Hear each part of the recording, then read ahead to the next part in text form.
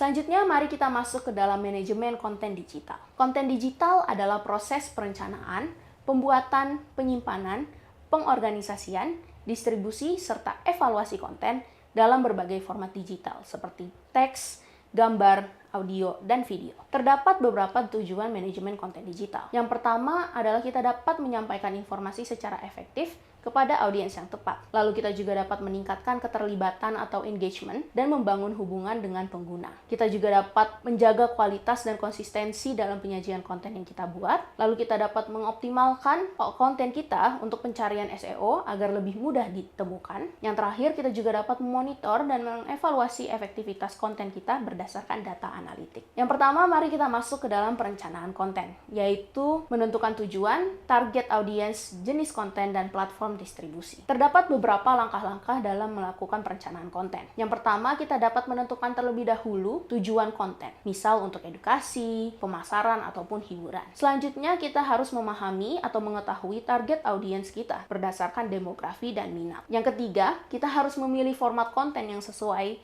dengan kebutuhan audiens dan tujuan konten kita. Misal, kita dapat menggunakan artikel, ataupun infografis, mungkin juga video ataupun podcast. Yang terakhir, kita dapat menyusun kalender konten untuk jadwal publikasi kita. Sebagai contoh perencanaan konten, sebuah brand dapat menggunakan perencanaan konten untuk meningkatkan kesadaran produk dengan membuat strategi konten yang mencakup blog, video tutorial, dan posting media sosial. Setelah melakukan perencanaan konten, mari kita masuk ke dalam pembuatan kontennya itu sendiri, di mana konten yang dibuat harus berkualitas, menarik, informatif, dan sesuai dengan kebutuhan audiens yang sebelumnya sudah kita identifikasi. Terdapat beberapa faktor penting yang harus diperhatikan dalam pembuatan konten. Yang pertama adalah gunakan bahasa yang sesuai dengan target audiens kita. Lalu pastikan bahwa konten memiliki struktur yang jelas, yaitu judul, subjudul, paragraf, dan media pendukungnya. Lalu gunakan visualisasi yang menarik untuk meningkatkan daya tarik konten. Yang terakhir, pastikan juga konten bebas dari kesalahan tata bahasa atau ejaan. Alat bantu yang kita dapat gunakan dalam pembuatan konten adalah teks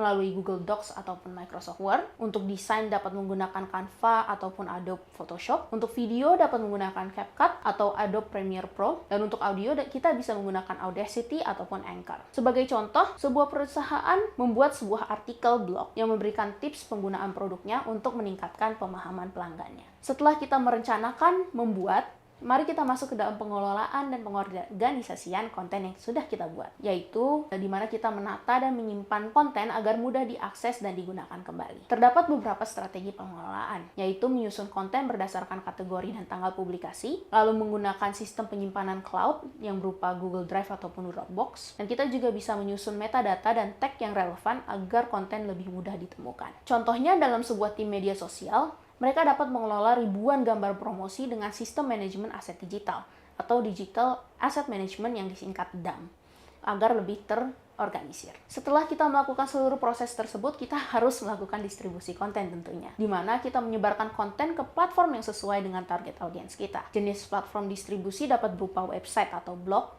seperti WordPress atau Blogger, dapat berupa media sosial juga yang kita biasa gunakan seperti Instagram, Facebook, LinkedIn, Twitter, ataupun TikTok. Kita juga bisa menggunakan email marketing melalui Mailchimp atau Substack, dan kita juga bisa melakukan streaming dan video melalui YouTube dan Spotify. Terdapat beberapa strategi distribusi yang perlu kita perhatikan tentunya. Yang pertama, postinglah atau kirimkan, distribusikan konten pada waktu yang tepat. Misalnya, jam kerja untuk konten profesional dan malam hari untuk konten hiburan. Kita juga bisa menggunakan hashtag dan deskripsi yang menarik agar mudah ditemukan oleh pengguna. Dan kita dapat melakukan repost atau membagikan ulang konten lama yang masih relevan pada saat ini. Sebagai contoh, sebuah merek kosmetik biasanya mempublikasikan video tutorial makeup melalui Instagram Reels atau TikTok untuk menjangkau audiens yang lebih luas.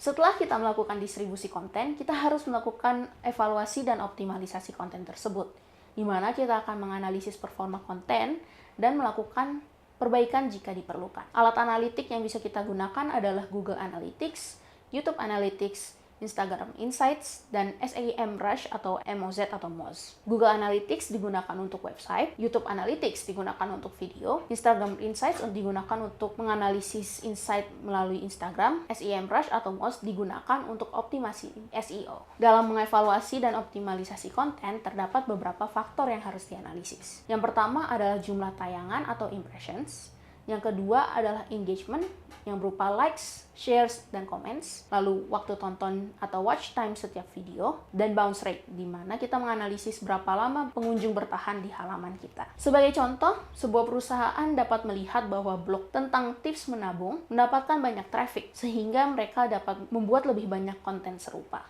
Jenis-jenis konten digital yang dapat kita evaluasi dapat berupa teks seperti artikel blog, esai, e-book, dan deskripsi produk. Dapat pula berupa gambar seperti infografis yang kita keluarkan, ilustrasi, meme, ataupun fotografi yang kita gunakan. Dapat pula berupa audio seperti podcast, rekaman wawancara, ataupun narasi audiobook. Dan yang terakhir dapat pula berupa video seperti tutorial, vlog, webinar, dan video promosi. Lalu bagaimana caranya kita mengelola dan mengevaluasi dan optimalisasi konten ini? Kita dapat menggunakan yang pertama Content Management System atau CMS yang digunakan untuk mengelola dan mempublikasikan konten secara efisien menggunakan WordPress, Joomla, atau Drupal. Dapat pula kita mengevaluasi melalui alat desain dan editing kita yang digunakan untuk membuat dan mengedit konten visual dan video. Dapat kita lihat dari Canva, Adobe Photoshop, Figma, CapCut, ataupun Adobe Premiere Pro. Kita juga dapat melakukan evaluasi terhadap alat penjadwalan dan distribusi kita, yang kita dapat gunakan platform-platform seperti Hootsuite, Buffer, dan Later. Kita juga bisa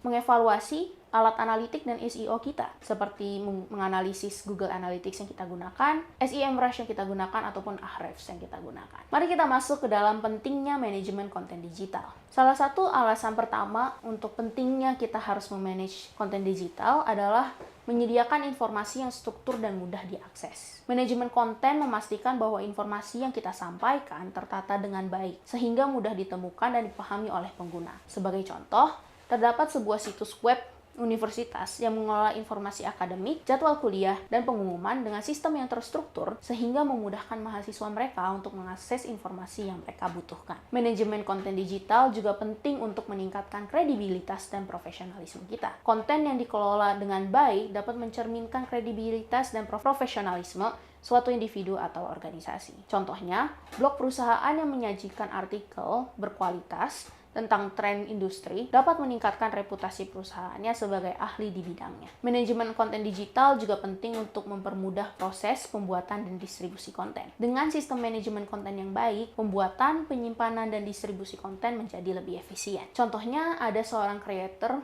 media sosial yang menggunakan CMS atau Content Management System, seperti WordPress atau alat penjadwalan media sosial seperti Hootsuite untuk mengelola dan menjadwalkan postingan mereka.